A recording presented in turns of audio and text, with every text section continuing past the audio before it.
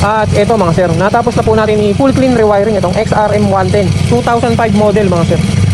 Bali ito yung final output, one line setup gaya sa mga ginagawa natin na rewiring. Tapos full wave conversion natin mga sir para lumakas yung pagkarga ng battery kasi nga nagkabit tayo ng extra accessories. Ito na yung voltage niya mga sir, 14.8 to 14.9 maximum mga sir. Yan, hindi na siya tumataas pa dahil meron siyang voltage limiter mga sir. Magandang araw sa inyo mga sir. Meron na naman tayong customer na iniwan sa atin. Yung kanyang unit ay XRM110 2005 model mga sir. Kung inabot mo yung ganitong era, malamang may mga anak na kayo. Halos 21 years mga sir. Buhay na buhay pa yung makina. Bali ang gagawin natin dito mga sir, aayusin natin yung kanyang wirings dahil sobrang gulo. Kung mapapansin nyo, nakalaylay na halos yung wire harness. Tapos dito sa headlight, punong-puno ng mga wire. Nagkukurapan na din yung mga ilaw nya. Nagagawa ng kuryente. Kaya ang gagawin natin, i-convert natin siya sa full wave charging system. Then kaya natin siya i-full wave dahil magpapakabit ng malakas na ilaw. Mini driving light Zenlo mga sir. X1 GT 70 watts. Solid tong ilaw na to mga sir. Tapos pag nagpo-full wave tayo, matic meron niyang libre na voltmeter as package mga sir. Kakabitan din natin siya ng aftermarket switch na Honeywell switch version 2. All-in-one function mga sir. Meron busina, starter, signal light, hazard, patayan ng headlight, park light, then may passing light. Ito naman yung mga ginagamit natin pyesa. Sa relay mga sir, solid yung relay natin. Parang niwan nakikita to sa mga sasakyan, sa mga kotse. Denso mga sir, made in Japan. Tapos ito yung serial niya. Sa wire naman lahat solid. Japan wire din mga sir. Kung makikita niyo yung strands niya, marami. 100% copper. Tsaka pag nag-wiring tayo, color coding mga sir. Hindi lang isang kulay. So ayan mga sir, update ko ulit kayo sa status ng motor na to. Trabaho na tayo, let's go. A few moments later. At ito na yung status niya mga sir. Ito yung status ng kanyang wiring. Ito yung sa napansin kong mali. Itong relay niya sa busina, dito lang kinuha yung ground ng relay, yung main ground ng busina, tapos ito yung main ground ng MDL dito lang sa bakal. Ito yung sinasabi ko mga sir na pwede pero hindi dapat.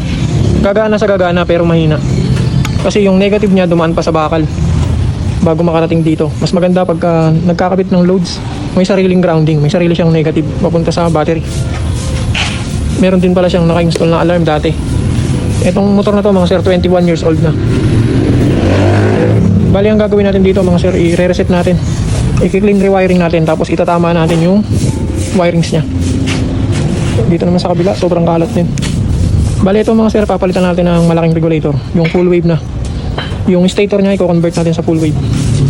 So yan, mamaya lahat maayusin natin. Dito naman sa harap, i-reset din natin. So yan, trabaho na tayo mga sir. Let's go. Mga sir, ito po yung update sa nire-rewiring natin na XRM 2005. Kung mapapansin nyo mga sir, konti na lang yung natira sa stock harness nya. Dahil chinek ko lahat ng mga wire nito, hinimay ko lahat yung stock harness. Ito na lang yung mga natira na good condition pa na wire. The rest tong mga to, mga tinanggal ko, puro mga dugtong at nangingitim na. Kaya ang gagawin ko, papalitan ko to ng mga Japan wire.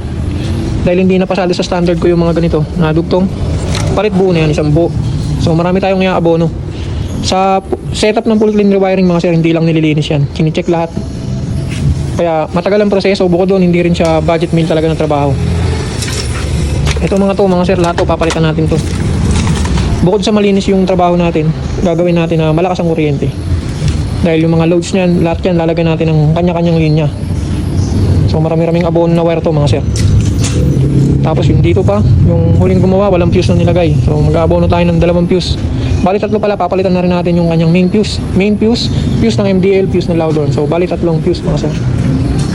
Tapos i-install tayo ng mini driving light. So ito raw, ibabalik na lang din daw to dahil kapos na sa budget si client.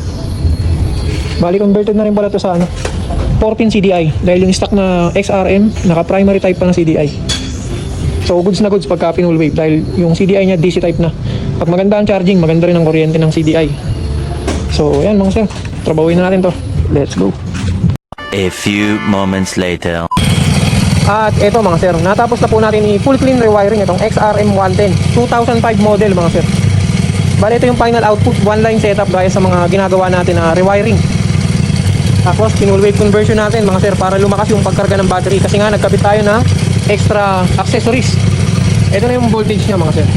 14.8 to 14.9 maximum mga sir. Yan, hindi na siya tumataas pa dahil meron siyang voltage limiter mga sir. Tapos nandito yung ating relay, Denso, made in Japan mga sir. Malinis ang wiring tapos malakas ang kuryente. Imagine mga sir, 2005 pa itong wirings niya pero napatino natin na parang bago.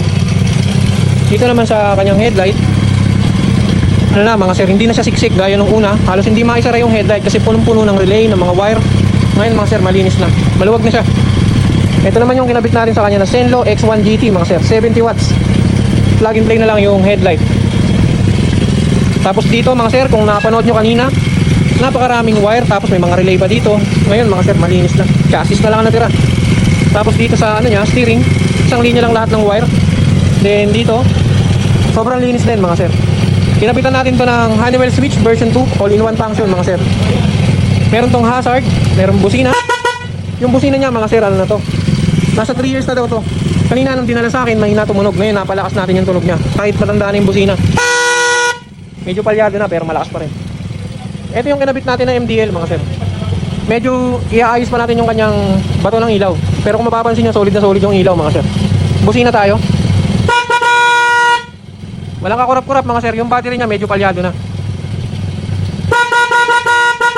Pero dahil maganda yung pagkaka-wiring mga sir, solid na solid yung kuryente. Hindi sila nag-aagawan. Stable na malakas mga sir. Bali nasa 8 oras din natin ginawa tong motor na to mga sir. Kasi hindi biro yung proseso. Lalo pag rewiring mga sir, napakatrabaho. Kung mapapansin nyo, lahat ng mga yan galing yan dito kanina. Napakakalat. Ayan, meron tayong safety fuse mga sir, 3 yan. Pinalitan na natin yung main fuse nya. Ito yung main fuse, fuse ng MDL, fuse ng Loudhorn. May kanya-kanyang fuse ang bawat load mga sir. May kanya-kanya ring negative. Itong negative dito mga sir, tag-iisa sila ng negative. May negative ang MDL, may negative din ang Loudhorn. Ganon din ang headlight mga sir.